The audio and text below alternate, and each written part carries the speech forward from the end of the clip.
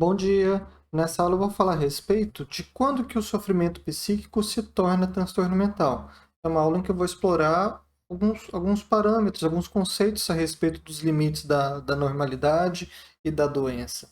E justamente por isso que é uma das aulas que eu considero estar entre as mais importantes de todo o curso da Inserção na Rede Básica 4, sobre os temas relacionados à saúde mental. Bom, então, assim, é uma dúvida muito natural surgir, né, de isso aqui é tristeza ou é depressão, ou quando a pessoa fala que está deprimida, ela está deprimida mesmo, ou é uma tristeza normal, né? Muitos transtornos mentais, eles são, de certa forma, uma exacerbação de vivências, sentimentos, de comportamentos que ocorrem normalmente com todo mundo. Então, a partir de que ponto que a tristeza se torna um quadro depressivo? A partir de que ponto que o medo se torna uma fobia? Ou que a ansiedade se transforma num transtorno de ansiedade? Que a dificuldade de controlar a raiva se transforma num transtorno de controle de impulsos? E para entender melhor tudo isso, ou para mim a melhor referência de todas é o livro de semiologia do Paulo da Gala Rondo, em que ele tem um capítulo que fala exclusivamente dedicado a explorar a normalidade e psicopatologia. E um conceito muito importante que ele coloca é de que, historicamente, essas noções, né, de normalidade e patológico recebem grande carga valorativa. Assim, definir alguém como normal ou anormal psicopatologicamente tem sido associado àquilo que é desejável ou indesejável, ou àquilo que é bom ou ruim. Então, isso é algo que é um conceito forte assim que foi utilizado e ainda é um pouco utilizado ao longo da história para classificar o que é a pessoa normal e o que é a pessoa louca. Um exemplo que se fala muito a respeito disso é em relação a homossexualismo, né, de que até o DSM-2 de 68 era considerado um transtorno mental, o homossexualismo. E, inclusive, assim, o próprio nome homossexualismo é levando a como se fosse uma patologia, né? E esse aqui é um trecho que eu retirei do DSM-2, então aqui, ó, dos desvios sexuais. Essa categoria é para indivíduos cujo interesse sexual é direcionado primariamente a objetos outros do que o sexo oposto. Então, assim, se o desejo não é pelo sexo oposto, é normal. E aí coloca aqui o homossexualismo, fetichismo, pedofilia, etc. Esse conceito é, voltado assim para a questão de valores que são colocados pela cultura, pela sociedade de cada momento, é algo que ele tem uma carga muitíssimo menor. Existe uma preocupação muito grande em evitar usar esse tipo de critério para a definição de normal e patológico, mas a gente ainda consegue ver alguns exemplos em que é utilizado, né? Por exemplo, quando a gente fala de transtorno de personalidade antissocial, que o antissocial é o nome dado para o que é conhecido como psicopata, né? O termo psicopata parou de ser utilizado porque ele se tornou muito pejorativo. Mas então, assim, vários critérios do antissocial incluem, assim, não seguir as normas da sociedade, a falta de empatia, causar mal a outras pessoas. Então, assim, de certa forma, está colocando valores e as regras da sociedade como algo que, se a pessoa não cumpre, é um sinal de adoecimento mental. Voltando para transtornos relacionados à sexualidade, a própria pedofilia ela é muito considerada transtorno mental por não ser um comportamento aceitável na nossa sociedade. Mas já existiram outras sociedades em que, seguindo determinados parâmetros, a pedofilia era mais aceita. Então, assim, vários parâmetros que podem ser utilizados além dessa questão de valores da sociedade para determinar o normal e patológico. existe o conceito de normalidade como ausência de doença. É um conceito muito criticado, muito falho, né? Que você já se define pelo negativo do outro. É, enfim, é um conceito assim, muito fraco, já praticamente abandonado. A ideia de normalidade ideal, né, que ele também tem muito esse problema de colocar os valores, expectativas sociais sobre o comportamento das pessoas, né, o que seria o comportamento ideal, o que seria o adequado, o normal. Então ele também é muito criticado e não é utilizado. Normalidade estatística, essa é utilizada na medicina, né? O exemplo mais óbvio disso provavelmente são as curvas de crescimento de altura e peso em crianças e adolescentes, em que literalmente classifica a criança em qual percentil que ela está, e se estiver acima ou abaixo, é sinal de que pode haver alguma forma de adoecimento. Na psiquiatria já não se utiliza esse tipo de conceito. Normalidade como bem-estar, né, que é muito... Esse aqui ele se aproxima muito do conceito que a OMS coloca, né, de que saúde é o bem-estar físico, psíquico, espiritual, social. Não lembro exatamente qual que é a definição que a OMS coloca, né, mas ela coloca muito essa questão do bem-estar. Né? E também é um conceito um tanto criticado, né? Até porque a definição de saúde da OMS é praticamente utópica, né? A pessoa tá, se não tiver em mil maravilhas, ela não está saudável, segundo a definição da OMS. Normalidade como um processo, né? Ou seja, você não está vendo só o recorte transversal, né? Mas a evolução longitudinal daquela pessoa. Isso aqui já é um tanto utilizado, principalmente pensando em crianças e adolescentes, né? No atraso do desenvolvimento neuropsicomotor, havendo estímulo adequado à idade em que a criança a idade aproximada em que a criança vai conseguir alfabetizar, aprender, controlar, fazer o desfraude, controlar esfíncter, ganhando a sua independência, etc. Então, isso aqui é utilizado na psiquiatria, principalmente na infância e adolescência. Normalidade subjetiva, né? Se a pessoa sente que está bem, que está normal, se ela sente que está adoecida. Essa daqui é importante, a opinião da própria pessoa, o que ela sente, o que ela pensa, mas é um parâmetro que não pode ser tão levado a pé da letra em todas as situações, porque existem muitos adoecimentos em que a pessoa não percebe que está doente.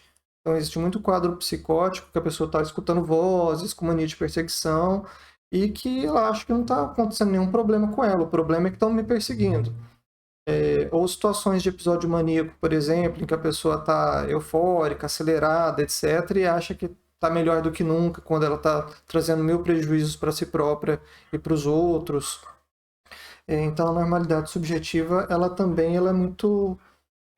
ela já ganha importância, mas ela também é muito falha. Na verdade, sim, não existe nenhum conceito ideal de normalidade. A gente acaba usando um pouco um conjunto de conceitos. E aqui os que eu vou colocar nessa parte são os que eu considero os mais importantes e que a gente observa que de fato são mais utilizados na prática, tanto pelo DSM quanto pelo CID. Então, assim, um conceito que eu acho muito interessante é normalidade como liberdade, falando que o adoecimento físico que pode levar à morte por um lado, e o adoecimento mental ele restringe a liberdade da pessoa, restringe a autonomia, a capacidade que ela possui de fazer o que ela deseja, de ter desejos, de ir atrás de seus objetivos. Então, assim, e a normalidade seria como a capacidade de ter a liberdade de ser quem você é e viver a sua vida da forma como... lutar para viver pela vida da forma como você gostaria. E o adoecimento como algo que restringe a pessoa e a sua potencialidade. A normalidade funcional, esse daqui já é explicitamente utilizado. Normalidade funcional significa se a pessoa consegue desempenhar as suas funções do dia a dia. Se ela consegue estudar, trabalhar, namorar, fazer suas atividades de lazer, suas atividades sociais. E esse é um parâmetro que é explicitamente utilizado para definir transtornos mentais, em que você vai ter um conjunto de sinais e sintomas, mas não basta ter aquele conjunto de sinais e sintomas. Eles precisam trazer alguma forma de sofrimento e de prejuízo para a pessoa. A partir do ponto em que aquilo traz prejuízo para a pessoa, é que a gente pode considerar que aquele conjunto de sinais e sintomas são um transtorno mental e não um sofrimento não patológico ou algo que estaria assim no limite, no extremo da normalidade. Tá?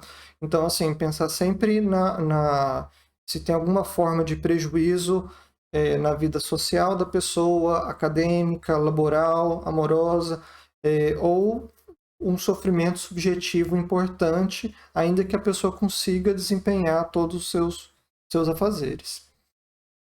E o DSM usa muito essa questão de operacional, né, no sentido que você tem uma lista de critérios que vão definir se aquilo é um transtorno mental ou não. Existem, quando a pessoa não se enquadra exatamente em nenhum quadro, sempre existe a possibilidade de colocar determinado transtorno mental sem outra especificação, quando a pessoa não se enquadra exatamente em determinados critérios, mas vai ter sempre o critério da normalidade funcional, de que o que quer que seja precisa trazer alguma forma de prejuízo ou sofrimento, caso contrário, não faz sentido classificar aquilo como um transtorno mental. Então, assim, resumindo, o transtorno mental ele sempre vai ser caracterizado por um conjunto de sintomas. Então, nunca vai ser um único sintoma isolado. Ah, eu tenho mania de organização, então eu tenho toque. Ah, eu estou muito triste, então eu tenho depressão. Ah, eu estou muito ansioso, então eu tenho transtorno de ansiedade. Não é assim. A gente precisa de vários sintomas compondo um conjunto para pensar no transtorno mental. Né? Assim, um único sintoma isolado não é patognomônico de nada e nem suficiente para fazer nenhum diagnóstico. Então existem vários sintomas e esses sintomas a gente sempre tem que compreender, assim, saber interpretar eles, né? Que são algo assim que acontecem com uma intensidade grande, com uma frequência grande, uma duração grande. Não é uma coisa assim pontual que acontece, é algo que está presente, trazendo impacto na vida da pessoa pela sua intensidade, frequência e duração, né? Num conjunto de sintomas ao ponto de causar alguma forma de sofrimento e prejuízo.